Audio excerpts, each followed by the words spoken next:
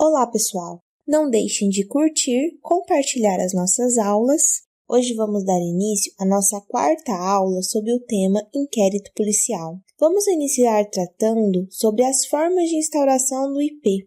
E essa forma de instauração está condicionada à titularidade da ação penal. Nos crimes de ação penal privada e de ação penal pública condicionada à representação do ofendido, a instauração do inquérito policial depende de requerimento do ofendido ou de seu representante legal, ou mesmo mediante requisição do ministro da Justiça. Antes de instaurar o IP, o delegado deve verificar a procedência das informações, evitando-se assim investigações temerárias e levianas. A requisição do ministro da Justiça está prevista no artigo 7º, parágrafo 3º, a linha B, e no artigo 145, parágrafo único do Código Penal. São os casos de extraterritorialidade e também nos casos dos crimes contra a honra do presidente da República ou chefe de governo estrangeiro. Essa requisição é encaminhada ao Ministério Público, ao PGJ, se for âmbito da Justiça Estadual, ou ao PGR, se for no âmbito da Justiça Federal. No caso dos crimes de ação penal pública incondicionada, nos termos do artigo 5º do Código de Processo Penal, nos crimes de ação pública, o inquérito policial será iniciado 1. De ofício, 2. Mediante requisição da autoridade judiciária ou do Ministério Público, ou a requerimento do ofendido ou de quem tiver qualidade para representá-lo. Vamos estudar cada uma dessas possibilidades. De ofício significa que a autoridade policial instaura o inquérito em decorrência do princípio da obrigatoriedade. Nesse caso, a peça inaugural do IP será uma portaria. O inquérito também é instaurado de ofício diante do auto de prisão em flagrante. Nos crimes de ação penal pública incondicionada, o inquérito também pode ser instaurado mediante requisição do juiz ou do Ministério Público. Se o delegado não instaura o inquérito, estará cometendo o crime de desobediência. Diante da impossibilidade de abertura do inquérito, o delegado deve oficiar o Ministério Público. Apesar do Código de Processo Penal dizer que é impossível a instauração de inquérito por requisição do juiz, o adequado é que, havendo suspeitas acerca da ocorrência de um crime, deve o Ministério Público requerer à autoridade policial a instauração do inquérito, pois a atitude do juiz que requisita a instauração do IP doutrinariamente viola o sistema acusatório e o princípio da imparcialidade. É neste sentido o teor do artigo 40 do Código de Processo Penal, que diz que quando em autos ou papéis de que conhecerem juízes ou tribunais verificarem a existência de crime de ação privada, remeterão ao Ministério Público as cópias e os documentos necessários ao oferecimento da denúncia. No mesmo sentido, o artigo 129, inciso 8º da Constituição Federal, diz que é uma atribuição institucional do MP requisitar diligências investigatórias e a instauração do inquérito, indicados os fundamentos jurídicos de suas manifestações processuais. Ou seja, a lei diz que é o Ministério Público o órgão competente para requisitar, para dar início, provocar investigações, e não a autoridade judicial. A autoridade judicial, ou seja, o juiz, se requisitasse a abertura de inquérito, haveria violação do sistema acusatório e também da sua imparcialidade. A próxima forma de instauração do IP é mediante o requerimento do ofendido ou do representante legal. Nesse caso, não há necessidade de formalismo. Esse requerimento pode ser feito de forma oral, escrita ou através do próprio boletim de ocorrência. Visando a instauração de inquéritos temerários, deve a autoridade policial verificar a procedência das informações. Se houver indeferimento do requerimento por parte do delegado, o CPP prevê a possibilidade de interposição de recurso nominado para o chefe de polícia. A próxima forma de instauração do inquérito é mediante notícia oferecida por qualquer do povo. Trata-se da delatio criminis. E o que é delatio criminis inqualificada? É o que se conhece por denúncia anônima, que é a notícia oferecida por qualquer um do povo, sem que este se identifique.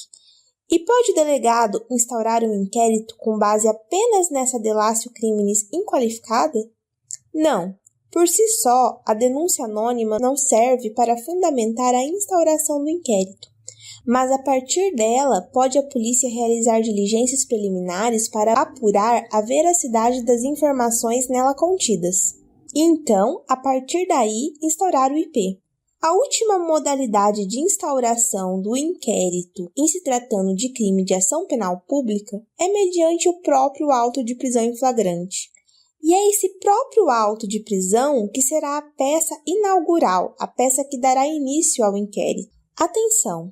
Quando o ofendido, ou qualquer do povo, se dirige até a delegacia de polícia e diz que denunciou a prática de delito, na verdade, o que essa pessoa fez não se tratou da denúncia, mas sim da notícia crimes, que é o conhecimento espontâneo ou provocado por parte da autoridade policial acerca de determinado fato delituoso. E quais são as espécies de notícia crimes?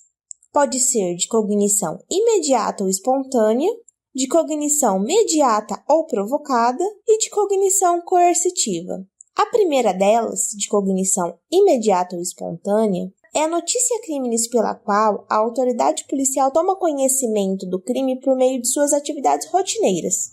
Ao contrário, aquela notícia crimes de cognição mediata ou provocada ocorre quando o delegado de polícia toma conhecimento do delito por meio de um expediente escrito, seja a requisição do Ministério Público, o boletim de ocorrência, a representação, o requerimento do ofendido. Note que esse expediente escrito é representado pelo próprio boletim de ocorrência, quando o noticiante se trata do ofendido.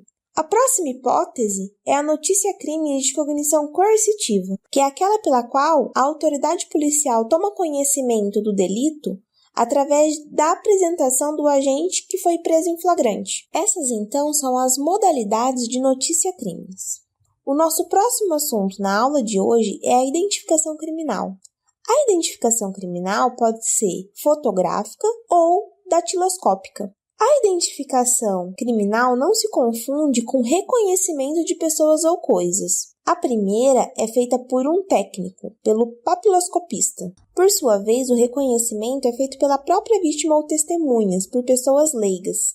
Em relação à obrigatoriedade de sujeição à identificação criminal, há de ser feita uma distinção de como era antes da vigência da Constituição Federal de 88 e atualmente. Antes da vigência da Constituição Federal de 88, a identificação criminal era obrigatória, ainda que o agente se identificasse civilmente. Nesse sentido, a súmula 568 do STF, que diz que a identificação criminal não constitui constrangimento ilegal, ainda que o indiciado já tenha sido identificado civilmente. Com a promulgação da Constituição Federal de 1988, a súmula 568 do STF se tornou ultrapassada. Atualmente, o que vige é o artigo 5º, inciso 58 da Constituição, que diz que o civilmente identificado não será submetido à identificação criminal, salvo nas hipóteses previstas em lei.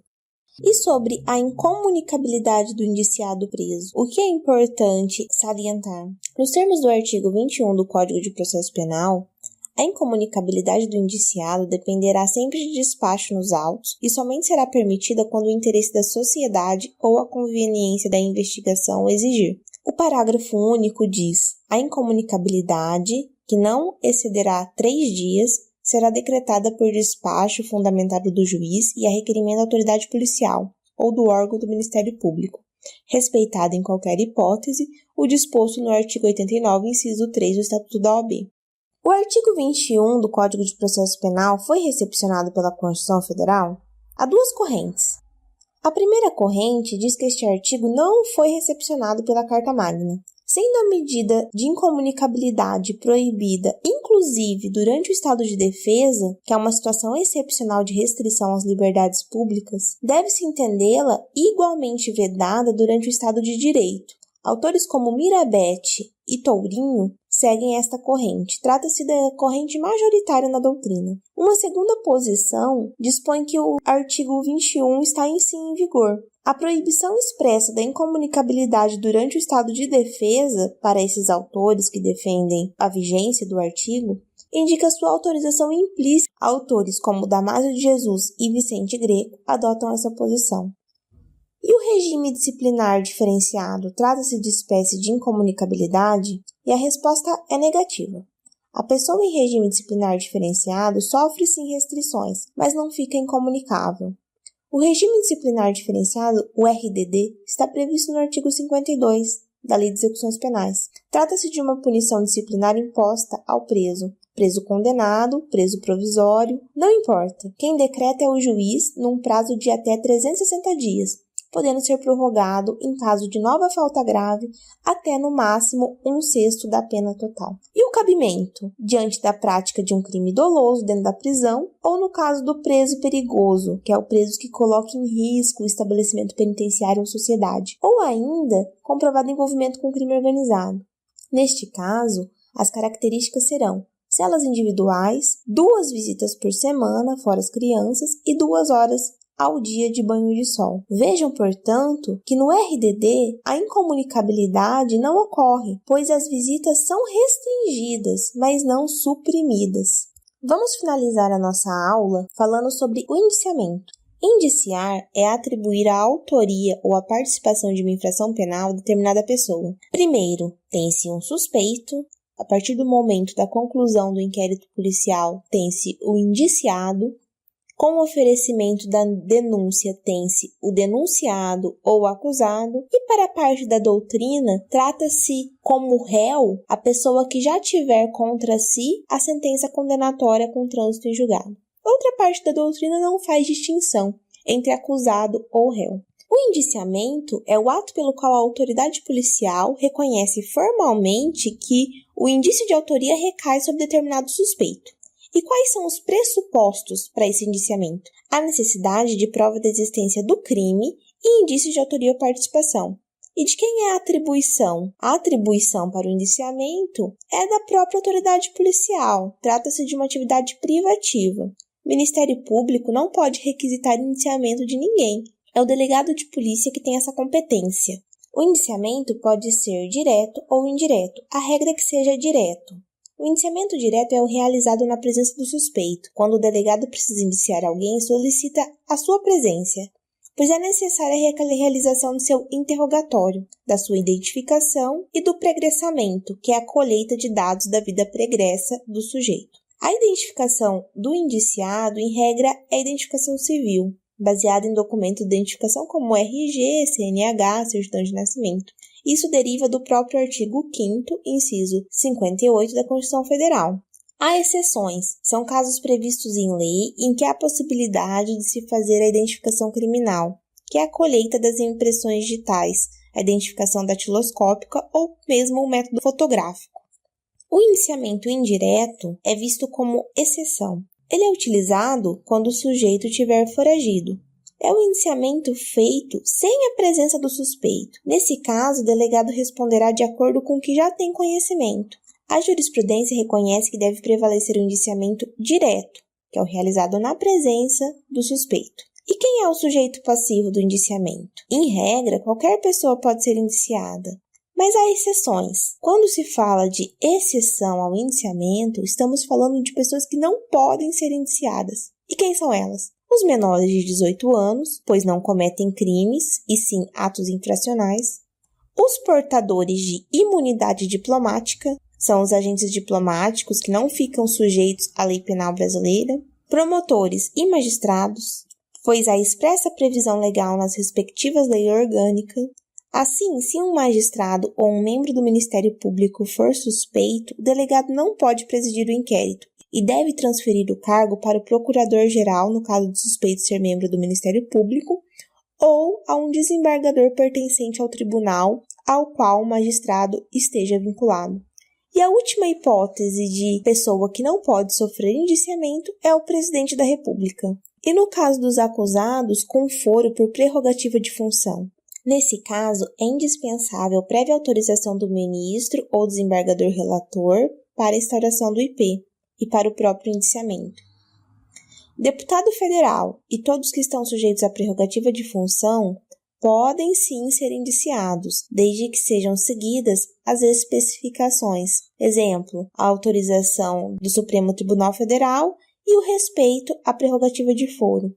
Agora eu lhes pergunto, o que vem a ser desindiciamento? O desindiciamento ocorre quando o anterior indiciamento é desconstituído em virtude da ausência de elementos de informação relacionados ao envolvimento do agente na prática delituosa.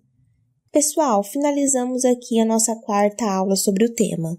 A nossa 5ª aula sobre inquérito tratará aspectos de prazos para a conclusão e formas de conclusão deste procedimento. Em breve estará à disposição de todos vocês.